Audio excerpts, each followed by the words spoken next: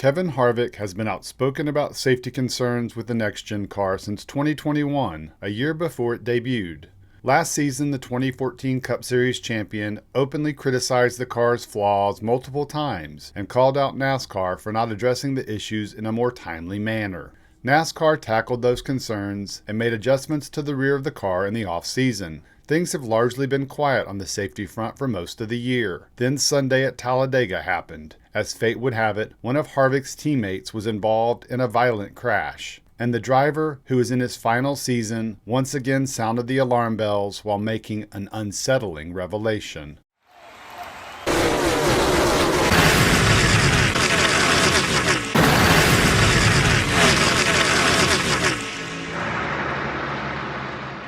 The history books will show that Kevin Harvick showed his veteran leadership in his final years as a driver, starting in July 2021 when he called out NASCAR for its lack of transparency surrounding the safety of the new next-gen car. Those concerns were only born after rumors started swirling around potential safety issues. Multiple sources reported that the car had performed poorly in crash tests, with test dummies suffering what would be considered fatal injuries.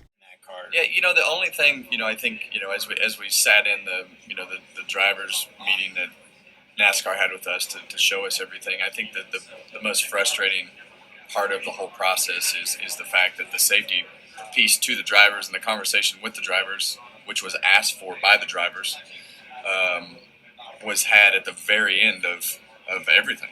And, I think as you look at that, I think it's just... I think the guys driving the cars are owed at least the respect enough to at least be a part of the process of what's going on. But I think it's that and the racetrack, and I think everybody's a little bit frustrated with just how all that's been handled. Fast forward to 2022 and the first year of the car. Harvick didn't relent. In August, after Kurt Busch had been sidelined for an extended period due to a concussion suffered in a crash, the SHR driver talked at Michigan about his concerns with the car and NASCAR's handling of it. I don't think you're making enough noise. It's never the first line item on the to-do list. So, I can tell you from a driver, every time I hit something, it's a lot harsher than any hit that I took in any of the other cars. The only thing I can compare it to is hitting a concrete wall compared to what it used to be. So, I think that's the issue. It's not you look at the cars and they're like, oh man, they look great. That's the problem. Nothing flew off of it, right? That's the problem, and all that energy is absorbed through you. So it feels like you get hit by the hammer and the car survives, but is that really what you want? Like you know what I mean? So. I think, the cars are all together, and that looks great, but it doesn't feel great. To NASCAR's credit, it addressed those rear impacts in the off-season. There haven't been any complaints this year regarding those types of crashes. In fact, J.J. Yeley backed into the wall at Richmond with an assist from Denny Hamlin, and the modified design was put to the test, and it apparently passed.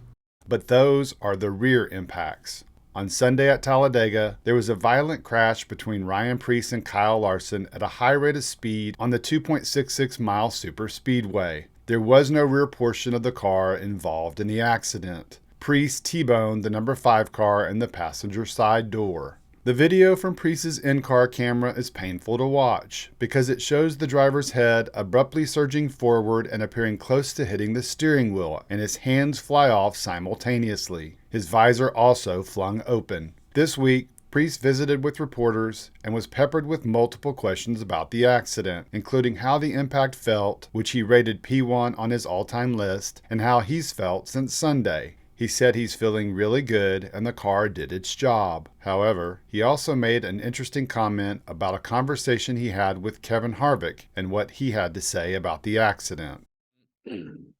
Kevin called me yesterday and we were kind of talking about one of the things he said is, man, you moved a lot. And I said, yeah, I guess I got a lot of mass that those seatbelts have to hold in. But no, I mean, Kevin made a great point yesterday because I was I kind of had the opinion that everything did its job. I feel great. So why change anything? But he brought up the point of you can always make it better. You can look at this as, okay, well, how do you feel here? What can you do different with your belts or your Huns or whether, so something I do as a driver is I don't clip my shield all the way down. So if there was an event, you probably want to do that. What's stopping you from doing that? So Kevin's really good at helping you raise questions to yourself and to continue pushing, whether that's safety, performance, or whatever. So It's interesting to hear from another driver how Harvick is always of the mindset of pushing to make things better. On that same day that he spoke with Preece, the future first ballot Hall of Famer appeared on NASCAR Race Hub, where he addressed the crash and made what seemed to be a startling revelation. What is your reaction as a driver when you see something like this, Kevin? Well, these cars crash differently than anything we've ever raced, and the violence of the impact is much different than it used to be. And in this camera, you can see how violent it is, and that tells you how hard this impact was because of the fact that you can actually see it. Usually it happens, the wrecks happen so fast, and your head whips forward so fast.